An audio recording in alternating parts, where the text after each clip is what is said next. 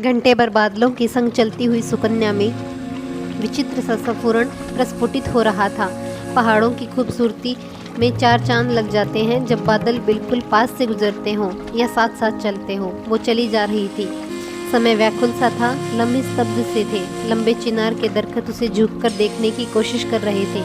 पत्ता पत्ता सवाल कर रहा था, सुकन्या तुम्हारे पैर किस ओर जा रहे हैं? मंदिर की घंटियां और मदहोश करने वाली ये आवाज़ नज़दीक आती जा रही थी। अभी एक कदम और आगे बढ़ाने वाली ही थी कि शाश्वत ने उसके कंधे को झकझोरते हुए कहा, सुकन्या तुम कहाँ चली गई थी? घंटे भर से मैं तुम्हें ढूंढ रहा था। सामने पड़ा वो चट्टान तुम्हें दिखाई नहीं पड़ रहा? अगर एक कदम भी आगे बढ़ती तो गिर जाती। सुकन्या अचानक होश में आई।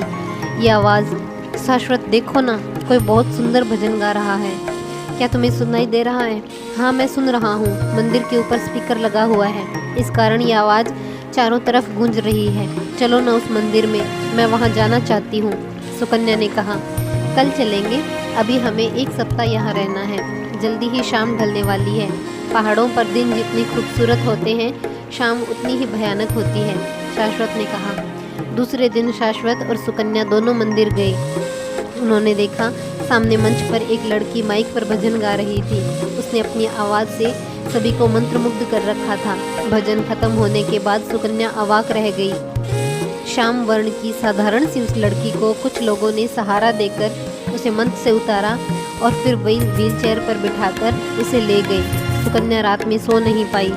उस लड़की की आवाज़ और चेहरा उसके मन मस्तिष्क में बार बार घूम रहा था। दूसरे दिन उसने फिर जिद की शाश्वत से मंदिर जाने के लिए। एक सप्ताह बीत चुका था। दोनों को लौटना था। जाने से पहले पता नहीं उस दिन सुकन्या को क्या हुआ कि वो उस लड़की से मिलने चली गई। जब यह जाना कि पास में ही वह अपने पिता के साथ रहती है तो वह औपचारिकतावश उस लड़की के साथ उसके पिता से मिलने उसके घर चली गई। चेहरे पर झुर्रियाँ पड़ चुकी थी। शरीर पहले से क्षीण हो चुका था।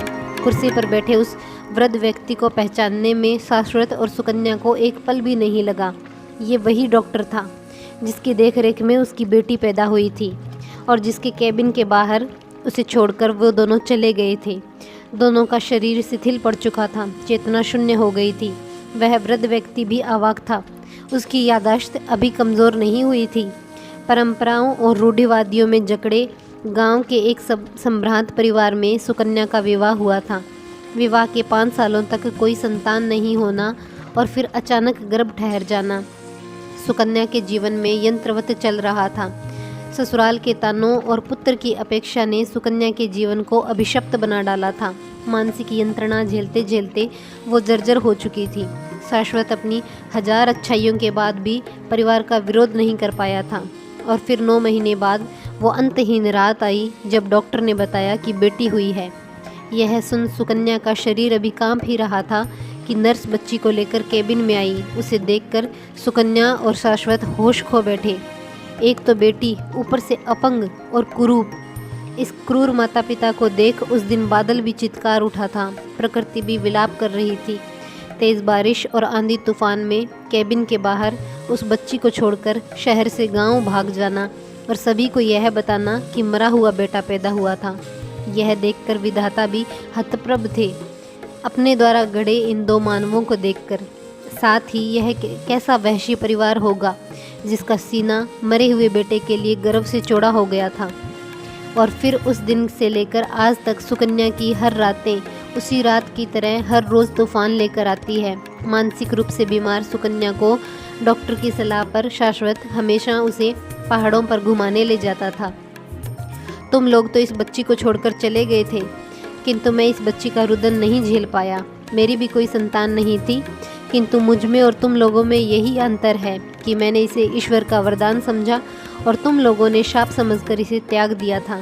तुम लोगों को मैं कभी नहीं भूल सकता। भगवान ने इसे अपंग बनाकर दुनिया में भेजा, मगर एक सुंदर आवाज़ भी दी। मैं और मेरी पत्नी ने इसे पाला पोसा, पढ़ाया लिखाया। आज ये डॉक्टर बन चुकी है, लेकिन इसके साथ ही यह इतना अच्छा गाती थी कि आसपास के लोग इसे जानने सुनने लगे। आज इस उम्र में ही इसकी इतनी ख्याति हो गई है कि देश विदेश के मंच पर इसे भजन गायन के लिए बुलाया जाता है। 5 साल हो चुके हैं, मेरी पत्नी का देहांत हो चुका है। अब सिर्फ हम दोनों ही हैं एक दूसरे के लिए।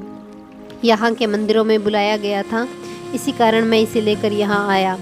मैंने इसके जन्म की कहानी इससे छुपाई नहीं है, ये सब जानती है। शाश्वत और सुकन्या दोनों बिलख उठे। सुकन्या उस डॉक्टर के पैरों में गिर पड़ी। मैं माफ़ी के लायक नहीं हूँ, हम दोनों ने बहुत घिनौना अपराध किया है। इसकी सज़ा ईश्वर मुझे आज भी दे रहा है। इस अपराध के लिए मैं एक रात भी नहीं सो पाई। मैं किस अधिकार से अपनी बेटी को मांगूं? आपको मांगना भी नहीं चाहिए। अचानक उसकी आवाज़ गूंजी। आप लोगों को पता है मेरा नाम क्या है? मेरा नाम यामिनी है, अर्थात रात्रि। आप लोगों के जीवन की मैं रात्रि थी और आप लोगों ने मुझे रात्रि में ही त्याग दिया। आपने अपमान किया था उस कुरूप और अपंग बेटी का, साथ ही विधाता के अंश का अपमान किया था। फिर विधाता आपको कैसे माफ़ कर सकता है? आज मेरे लिए मेरे पिता, गुरु, ईश्वर सब कुछ यही है। उसने डॉक्टर की तरफ इशारा करते हुए कहा, मुझे भूलकर भी बेटी मत कहिएगा। हाँ, मैंने विधाता का अपमान किया है, कहती हुई सुकन्या धरती पर गिर पड़ी। शाश्वत भी होश में नहीं था। कई दिनों तक पहाड़ों पर रहने के बाद सुकन्या और शाश्वत अपने घर लौट आए थे। वे माता पिता के अधिकार से वंचित हो चुके थे। उन्हें यामिनी के द्वारा माफ़ी भी नहीं मिली, किंतु आज जिंदगी में बस इतना ही सुकून था कि यामिनी ने बेटी कहने का अधिकार उन्हें दे दिया था। साथ ही अपनी सहमति दी कि सुकन्या और शाश्वत कभी भी उससे मिल सकते थे। पहाड़ों पर बादलों की क्षीण सी हंसी दिखी थी। चिनार के दरख्तों में दृढ़ता थी और पत्तों ने सवाल करना बंद कर दिया था। कहानी कैसी लगी है कमेंट करके ज़रूर बताइएगा और प्लीज़ मेरे चैनल को सब्सक्राइब ज़रूर कीजिएगा।